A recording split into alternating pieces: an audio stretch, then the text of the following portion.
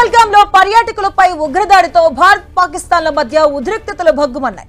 ఈ పరిణామాల వేళ పాక్ మంత్రులు రెచ్చగొట్టే వ్యాఖ్యలు చేస్తున్నారు.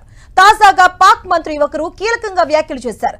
రానున్న 36 గంటల్లో తమ దేశంపై భారత్ సైనిక చర్య చేపట్టేందుకు ప్రణాళికలు రచిస్తుంది అన్నారు. దీనికి సంబంధించి తమకు ఖచ్చితమైన నిఘా సమాచారం ఉంది అన్నారు.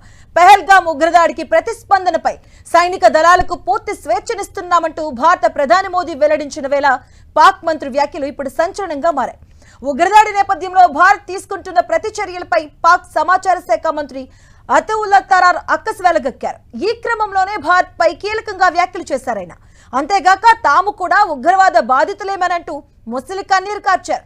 పహల్గాం దాడిపై తటస్థ, పారదర్శక, స్వాతంత్ర దర్యాప్తునకు సహకరిస్తామని తాము ఇప్పటికే ప్రకటించామన్నారు.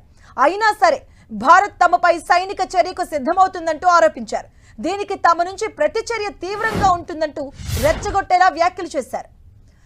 మొన్న పాక్ రక్షణ శాఖ ఖ్వాజా మహ్మద్ ఆసిఫ్ సైతం ఇలాంటి వ్యాఖ్యలు చేశారు. భారత సైనిక చొరబాటు అనివార్యం కనిపిస్తుందంటూ అనుమానాన్ని వ్యక్తం చేశారు. తమ సైనిక బలగాలను కూడా బలోపేతం చేస్తున్నామని చెప్పుకొచ్చారాయన.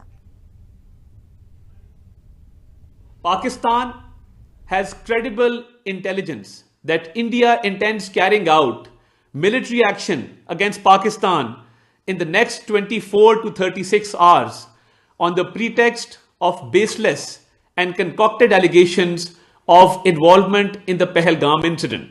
That any such military adventurism by India would be responded to assuredly and decisively. The international community must remain alive to the reality that the onus of escalatory spiral and its ensuing consequences shall squarely lie with India.